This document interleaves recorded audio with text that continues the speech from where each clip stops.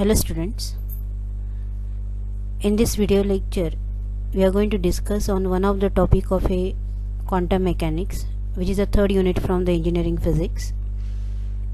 The name of the topic is particle in an infinite potential well. We are going to discuss on the applications of Schrödinger wave equation. There are the two applications as per our syllabus. The first one is a particle in an infinite potential well or a rigid box, and second one is a particle in finite potential well or a non-rigid box. We are going to discuss in this lecture on the particle in an infinite potential well or a rigid box. So particle in an infinite potential well, it is the very first application studied in quantum mechanics to give the difference between the classical mechanics and quantum mechanics. It is a hypothetical application or a assume application, but after studying this application, this model or this application is successfully applied to certain physical phenomena which takes place at the atomic scale. So what we are considering here, we are going to consider that particle is restricted to move parallel to the x-axis between the region 0 to L. We are considering that potential energy of a particle at x equal to 0 is infinite, at x equal to L it is infinite, and between the region 0 to L the potential energy of a particle is 0. Means the particle is freely bouncing back and forth between the region 0 to L. No force is acting on the particle. So potential energy of a particle in the region, we are assuming it is 0 and it is infinite at x equal to 0 and at x equal to L. So when I am explaining this application now, that's what I said initially only, that you will say it is physically unreal. It is a hypothetical application, assume application. You must have not heard this kind of a system existing anywhere, and hence we consider it as a hypothetical application.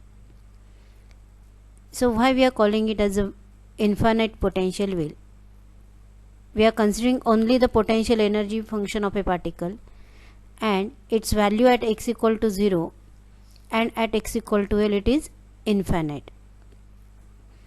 So we say these are the walls of a well at x equal to L and at x equal to 0, and they are infinitely long in terms of its potential energy function, and hence we called it as an infinite potential well.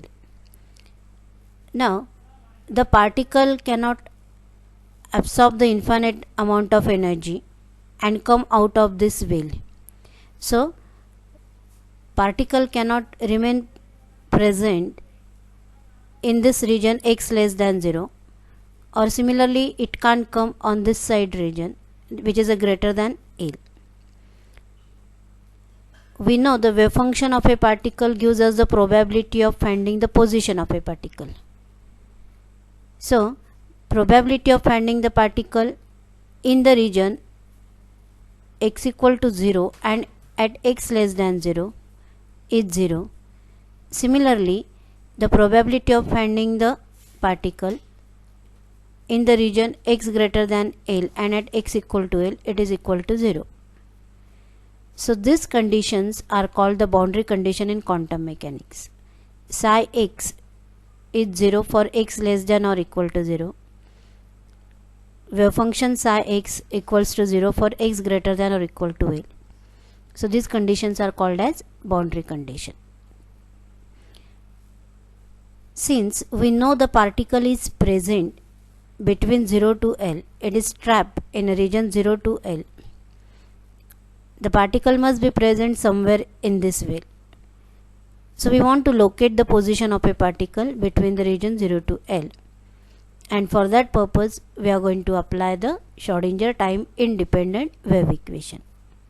We are going to use the Schrödinger time independent wave equation to find out the wave function for a particle in the region 0 to L, as we know the particle is trapped in the region 0 to. So you can see the Schrodinger time independent wave equation is given by del square psi plus 2m upon h cross square E minus V into psi is equal to 0. Del square psi is a Laplacian operator del square, which is a function of psi, and it is a three-dimensional function. M is the mass of a particle, h cross is a constant, capital E is the total energy of a particle, V is the potential energy of a particle. Now since the particle is restricted parallel to the x-axis in our application, this del square psi will get converted into the d square psi upon dx square. Similarly, between 0 to L, the potential energy of a particle is 0, and hence you will get 2me upon h cross square psi is equal to 0.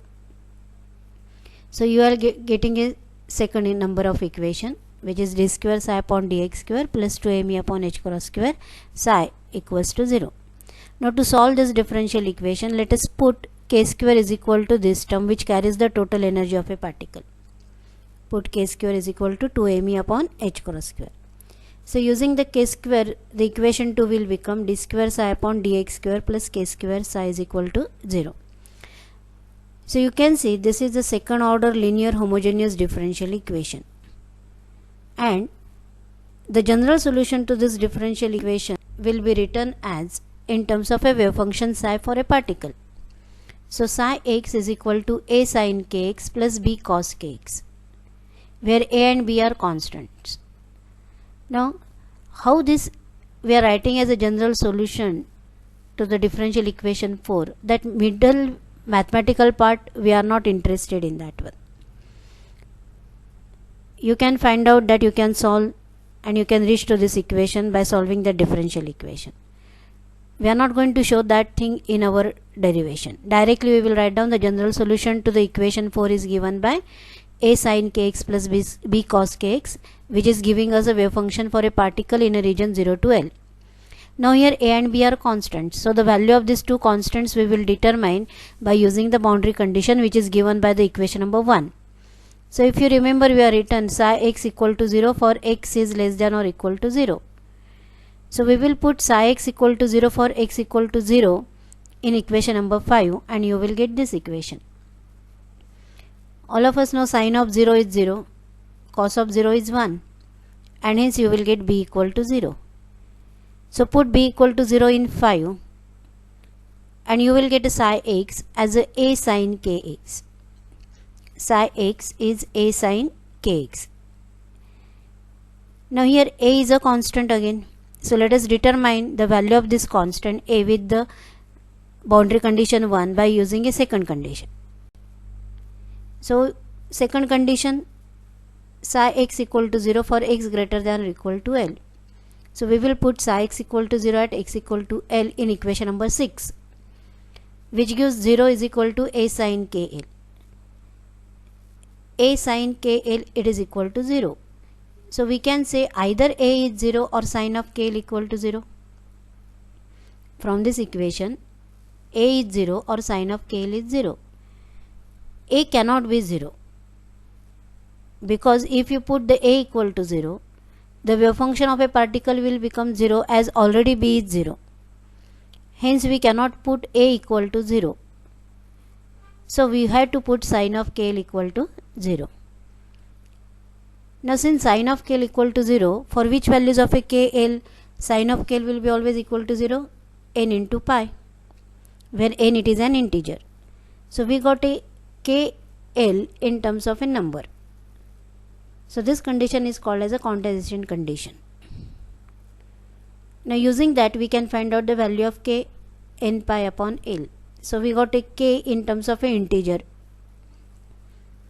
Take a square of this equation, you will get n square pi square upon L square. Now if you remember, the equation 3 we are written as a k square only for the energy value. So equate equation 3 and 7 and you will get this equation. So now look at this equation. In this equation 2 is constant, mass of a particle is constant, h cross is constant, pi is constant. For a particular system, width of that well will remain constant. So n value is changing, it is an integer, it is starting from 1 to 3 etc.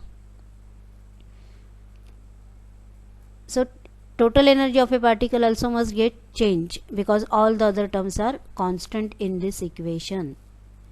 So we are writing now, instead of a E, it as a En, and take remaining all the terms on one side of the equation and put h cross square as a h square divided by 4 pi square, and then you will get this equation.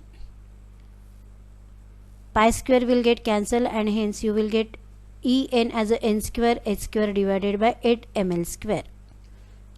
So you can see here again h is constant, 8 is constant, mass of a particle and the length for a one particular application both will remain constant.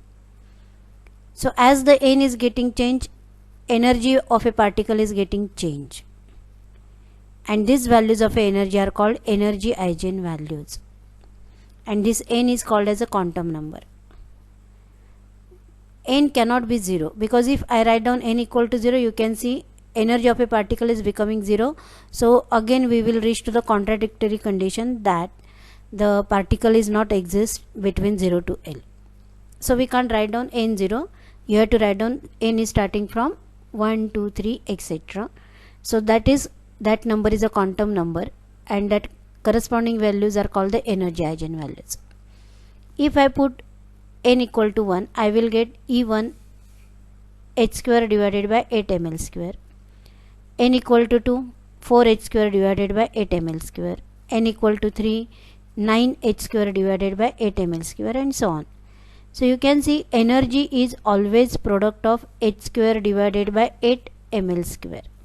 So we say that energy of a particle is quantized in terms of a h square divided by 8 ml square, or in steps of h square divided by 8 ml square.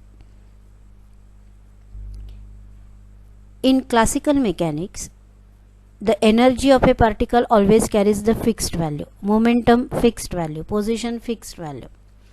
But in quantum mechanics, as the quantum number will keep on changing, the energy values will keep on changing.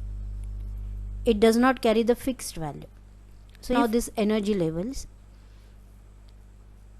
to draw it we are taking on y-axis energy values, on x-axis it is 0 to L1, that is a region of a well 0 to L.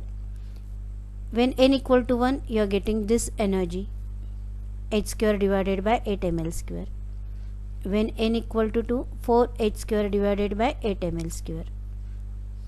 So we say that we are getting a discrete energy values for a particle trapped in an infinite potential well, and these values are getting continuously changed as the quantum number is getting changed.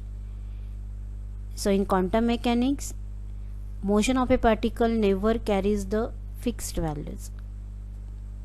In classical mechanics, motion of a particle always carries the fixed values. So this is about a energy. If in a theory paper the question is asked, derive an equation for energy of a particle trapped an infinite potential well, you will write down the answer till here. Let's try to find out wave function of a particle. If you go through the slide, you will see the equation number 6, which is giving us the wave function for a particle, and the wave function of a particle is from that equation 6 a sin kx, but you know we are derived k is a n pi upon L. So we are getting a sin n pi x upon L as a wave function of a particle from 6 number equation. But in this equation a is a constant, so till we does not get a value of a, we can't say that we know the complete wave function for a particle, and hence to find out that we are going to use the normalization condition. Normalization condition tells that the integration of the modulus of psi square is equal to 1, means it gives us finite possibility of finding the particle by putting it is equal to 1 value.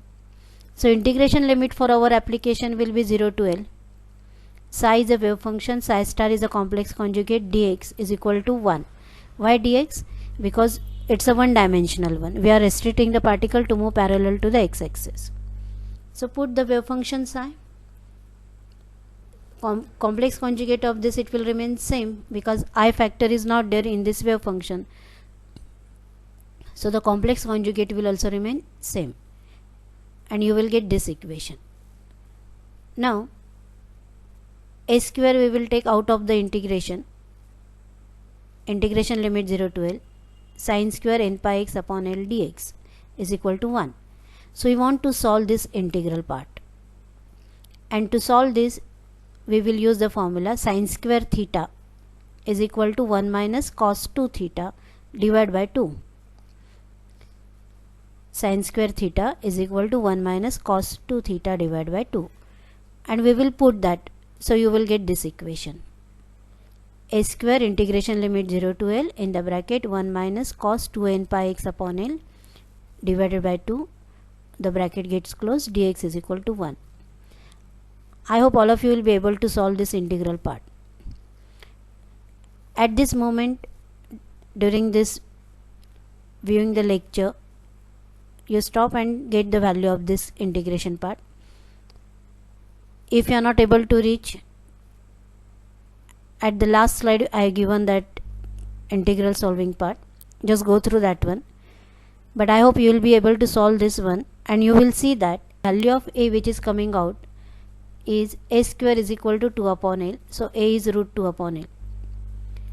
So we will put the value of a in equation number 6, and you will get the wave function psi root 2 upon L sin of n pi x upon L. Now again you will see in this equation 2 upon L, that is a constant values.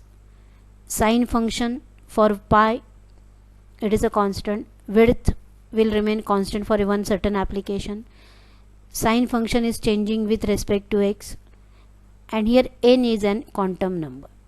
N is a quantum number. So as the n will get changed, wave function must get changed because all the other things are constant. So what it tells? This tells that as the quantum number will change, the probability of finding the particle will keep on changing in the veil. Since sine function is coming in this wave function, sinusoidal matter waves will be associated with the moving particle, which is trapped in an infinite potential veil. So you will see the figure 2, which is on the next slide, which gives the plots for the wave function and probability density. So how we are going to plot that? We are going to plot it by putting the n value. So first we will put n equal to 1. When n equal to 1, we will get sine of pi x upon L. So sine of pi means you will get only one positive half cycle of a sinusoidal wave. So wave function will be just positive half part of a sinusoidal wave as a wave function when n equal to 1. But when I will put n equal to 2, I will get sine of 2 pi. So sine of 2 pi means it will carry the one positive half cycle and one negative half cycle. So wave function will carry the full one cycle of a sinusoidal wave. So like that, when we will keep doing, you will get this wave function. When n equal to 1, you will get a just positive half part of a sinusoidal wave. When n equal to 2, you will get a full one cycle, one positive, one negative. And as the n will keep on increasing, the number of positive and negative half cycle will go on increasing. Now wave function carries positive value as well as a negative value, so you can see you are getting like this the sinusoidal waves. But when we go for a probability density calculation, we have studied probability density always carries the positive values. So you can see the sinusoidal wave carries only the positive values. Now let us talk about n equal to 1. What is a wave function psi 1? So as the x value is increasing from 0 to L, the positive half cycle is increasing from 0. It is becoming maximum at L by 2, and then it is becoming 0 at x equal to L. So the probability of finding the particle is maximum at L by 2 when n equal to 1, and it is 0 at x equal to 0 and at x equal to L. So where the wave function is 0, these points are called nodes of a wave function, and where it is maximum, it is called antinode. So you can see when n equal to 1, there are two nodes and one antinode. When n equal to 2, we are getting a 3 nodes means wave function is 0 for 3 position, 1, 2 and 3. So it is 0 at x equal to 0, at x equal to L by 2, at x equal to L, and it is maximum at L by 4 and 3L by 4. So how it is possible that you can't locate the particle at L by 2, but you can locate the particle at 3L by 4?